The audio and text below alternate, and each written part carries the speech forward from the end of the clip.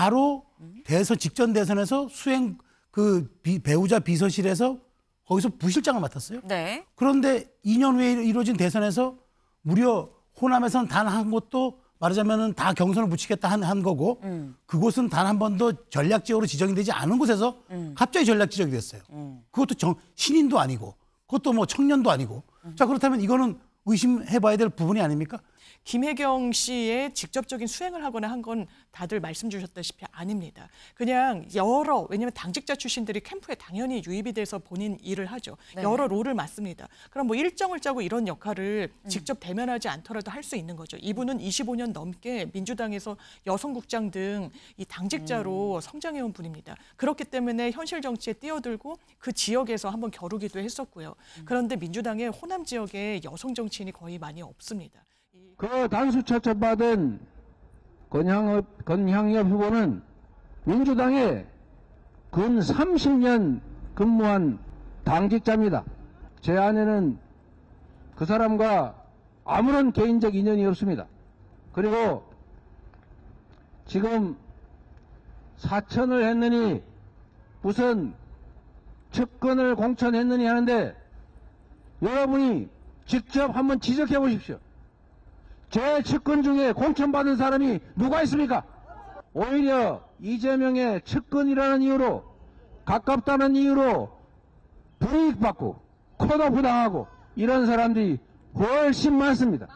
이 사안을 포함해서 앞으로는 가짜 뉴스를 터뜨리거나 또는 가짜 뉴스에 의존해서 선거 질서를 어지럽히는 여당 그리고 정부 그리고 대통령까지도 모두 법적 조치를 해서 언젠가는 반드시 책임을 지게 하겠습니다.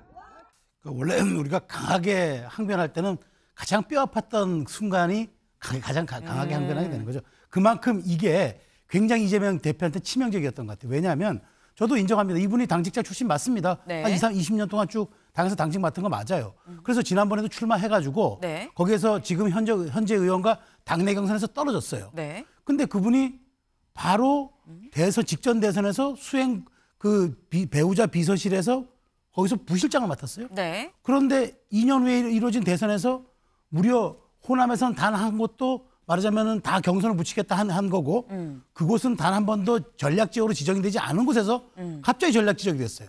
그것도 신인도 아니고 그것도 뭐 청년도 아니고 자 그렇다면 이거는 의심해봐야 될 부분이 아닙니까? 그렇기 때문에 이분이 그랬어요. 나는 수행을 안 했기 때문에 비서가 아니다. 꼭 수행을 해야만 비서입니까? 일정 조율하고 메시지 관리하는 게 그게 부속실이 할 일이죠. 그리고 이 배우자실이라고 하는 이른바 배우자실의 실장님 네. 이해식 의원 이번에도 단수 공천 받았습니다.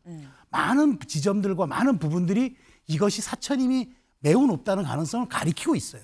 그러니까 사람들이 여기에서 많은 의혹을 제기했고 그러다 보니까 민주당에서도 얼마나 당황했으면 다시 경선으로 돌렸겠습니다. 물론 본인이 경선으로 돌아가자 해서 했습니다만은 그러니까 이재명 대표가 이게 너무 뼈 아프고 이게 너무 민주당의 그 사천 프레임에 강하게 압박이 들어오니까 네. 대통령까지 법적 조치할 수 있다라고 이렇게 강경발언 쏟아내서 사는 건데 나머지는 유권자가 판단하시겠죠. 네.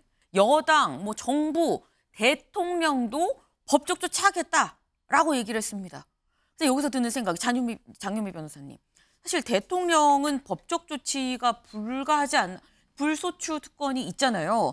근데 그럼에도 이재명 대표도 변호사라 그걸 모르지는 않을 텐데 이렇게 얘기했다는 건 뭔가 감정적으로도 상당히 지금 많이 분노했다라고 봐야 되는 걸까요? 그런데 대통령이 불소추되는 건 맞는데 만약에 범죄 혐의가 있다라고 하면 그 기간 동안은 이 시효가 중단이 되는 겁니다. 카운트 자체가 되지 않는 부분이 있어서 퇴임 후에 할 수 있다. 예, 이게 또 헌법재판소에서 그런 취지로 또 판시를 한 부분이 있어서 아마 그렇게 얘기하지 않았나 싶고 그 법률적인 대처보다는 아마 정치적으로 대응을 분명하게 해야 된다라는 그런 판단을 내린 것 같습니다. 이 권향엽 후보라는 분은요. 김혜경 씨의 직접적인 수행을 하거나 한 한 건 다들 말씀 주셨다시피 아닙니다. 그냥 왜냐하면 당직자 출신들이 캠프에 당연히 유입이 돼서 본인 일을 하죠. 네. 여러 롤을 맡습니다. 그럼 뭐 일정을 짜고 이런 역할을 직접 대면하지 않더라도 할 수 있는 거죠. 이분은 25년 넘게 민주당에서 여성국장 등 이 당직자로 성장해온 분입니다. 그렇기 때문에 현실 정치에 뛰어들고 그 지역에서 한번 겨루기도 했었고요. 그런데 민주당의 호남 지역에 여성 정치인이 거의 많이 없습니다. 이 현역 의원으로는 또 거의 부족해서 그 지역을 또 전략 여성 공천 지역으로 좀 분류를 했다가 여성의 또 적임자가 있어서 했는데 어쨌든 당에서는 논란이 커지자 경선으로 다시 회귀하기로 했기 때문에 논란이 일단락될 것 같습니다. 네. 어떤 부분이 사실이 아니라는 건가요? 뭐 배우자 부속실에서 실장, 부실장 이런 사람들 다 단수 공천하는 거 아니에요? 그게 사청이 아닌가요?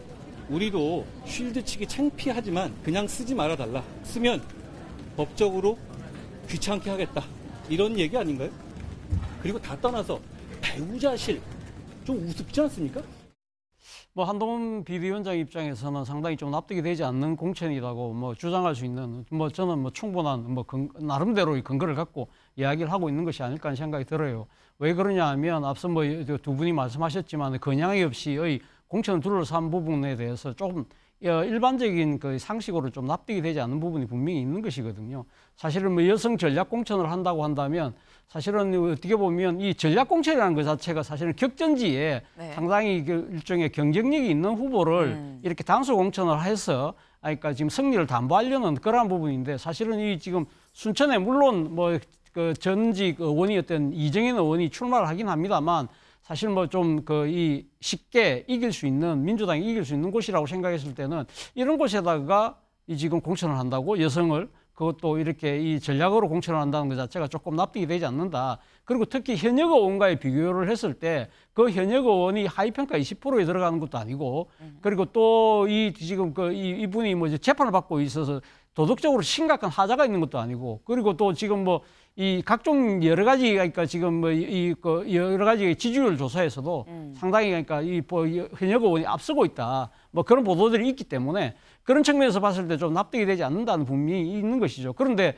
앞서 뭐 두 분들이 말씀하셨지만 이 건양엽 씨가 공교롭게도 지난 대선 과정에서 배우자실 부실장을 했다는 거죠. 그렇기 때문에 사실 실장을 했더니 이해식 의원도 단수 공천을 받았고 이분도 그러니까 공교롭게도 받았다. 그렇다고 한다면 김혜경 여사와 이 사적 인연 때문에 된 거 아니냐. 뭐 그런 부분들이 이제 지금 불거진 것인데 사실 민주당 주장처럼 이분은 제가 봐도 뭐 충분히 국회의원 후보를 자격을 할 수 있는 소위 말하는 풀스펙을 갖춘 분으로는 보이긴 보입니다만 소위 우리가 이런 표현 쓰잖아요. 이하 부정간. 오얏나무 아래서는 가끈을 고쳐 쓰지 마라. 그런 이야기 있었는데 상당히 지금 민주당 내의 이재명 대표 측근들의 여러 가지 사천 논란이 심화되고 있는 상황이었다고 한다면 좀 더 고려를 해서 신중한 판단을 해야 되는 것이 아니었나 하는 아쉬움이 있습니다. 네. 이 권양엽 후보가 가짜 뉴스에 의해 왜곡된 사실, 허위 사실이 유포되고 영향을 미친 상황에서 전략 선거구를 변경하는 것은 공관위와 전략 공관위의 판단 그리고 원칙에 어긋난다는 의견이 강하게 제기됐습니다.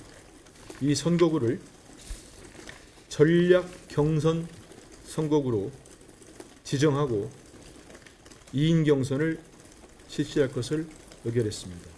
후보는 권양엽 후보와 서동영 후보, 예비 후보 두 분으로 결정하고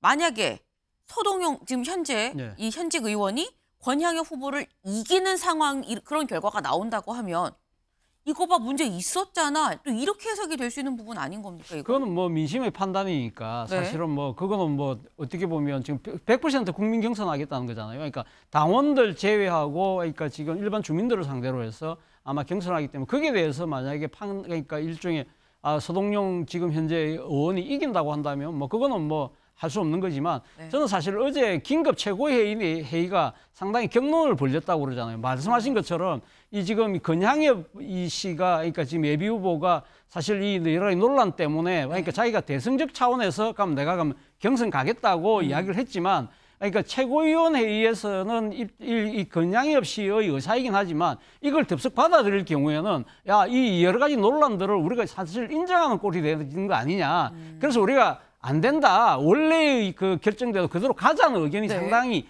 많았다고 해요. 그럼에도 불구하고 상당히 여론이 악화되는 이러한 부분들이 향후 심각한 네. 타격이 될 수 있겠다고 생각해서 아마 결국은 이렇게 뒤집어지긴 했습니다만 이 과정을 통해서 소위 말하는 이 지금 이재명 대표의 리더십 자체에는 일정의 그 흠집이 날 수밖에 없었던 상황이었던 것 같습니다. 네.